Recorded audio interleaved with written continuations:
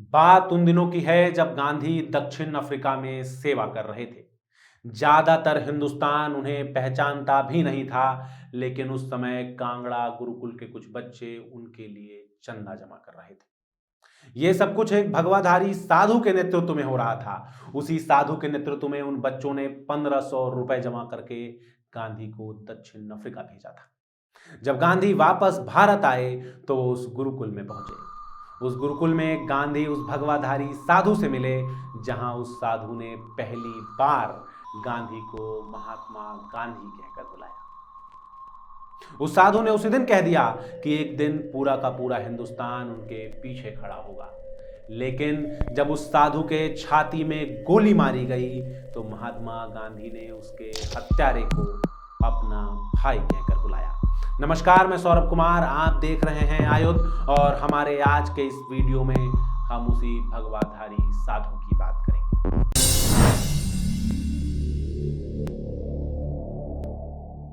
हम बात कर रहे हैं महात्मा मुंशीराम विज की, जिन्हें आज हिंदुस्तान स्वामी श्रद्धानंद सरस्वती के नाम से जानता है।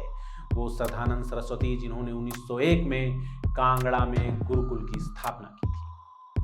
स्वामी श्रद्धानंद सरस्वती जिनके संदेशों से डरकर एक आताताई ने उनके छाती में गोली मार दी। अब्दुल रशीद जिसने अपनी गोली से उनके प्राण ले लिए, और जब उनकी हत्या हुई उसके बाद हिंसा के विरोधी, अहिंसा के समर्थक महात्मा गांधी ने कहा कि मैं अब्दुल रशीद को भाई मानता हूं और इसे दोहराता हूं।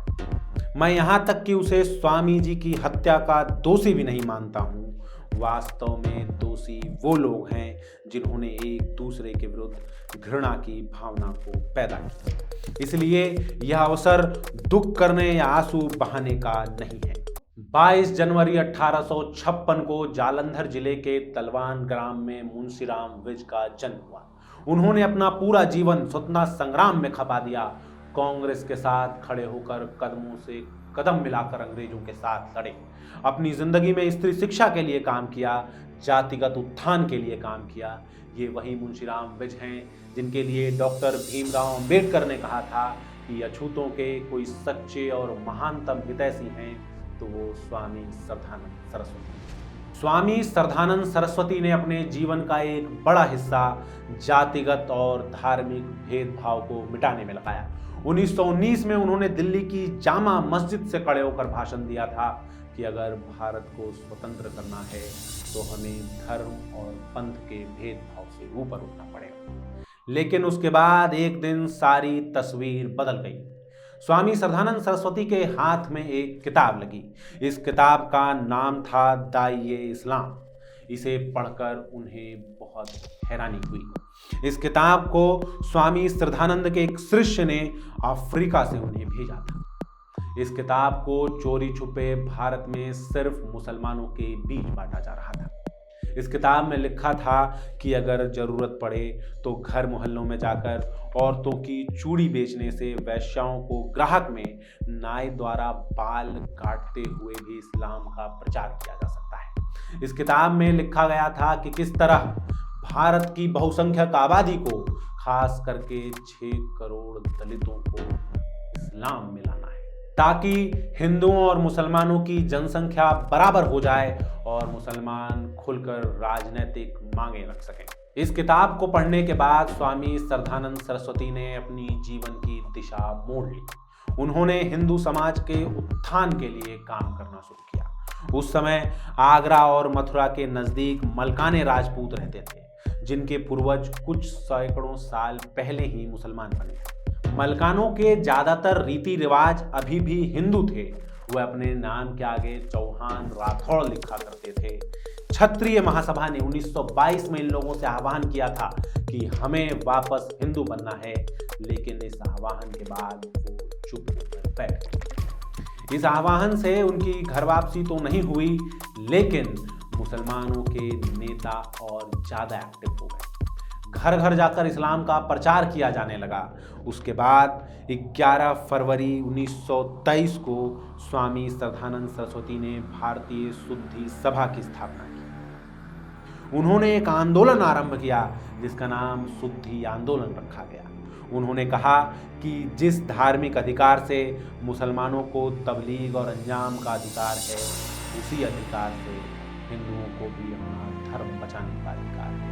उन्हें अधिकार है कि वो अपने भाइयों को वापस हिंदू धर्म में लेकर आएं, जो किसी समय किसी कारण से, किसी डर से अपना धर्म त्याग चुके हैं।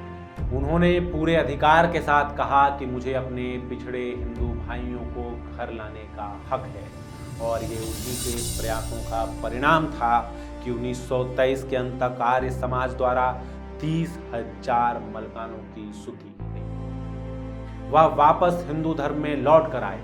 जब स्वामी श्रद्धानंद सरस्वती ये सब कर रहे थे, उस समय कांग्रेस उनके विरोध में खड़ी थी। स्वयं महात्मा गांधी ने भी शुद्धि आंदोलन का विरोध किया। कांग्रेस के चक्रवर्ती राजगोपालाचारी और मोतीलाल नेहरू जैसों ने धर्म परिवर्तन को व्यक्ति का मौलिक अधिकार बताया, और उन्होंने शुद्धि के औचित्य को पूरी तरीके से नकार दिया। उनका कहना था कि ये आंदोलन असामयिक है, गैर जरूरी है। उस समय उन्होंने शुद्धि आंदोलन से वापस हिंदू धर्म में लौटे लोगों को स्वीकार किया। उन्हें हिंदू समाज में स्थान देने से मना कर दिया, उनका अपमान किया।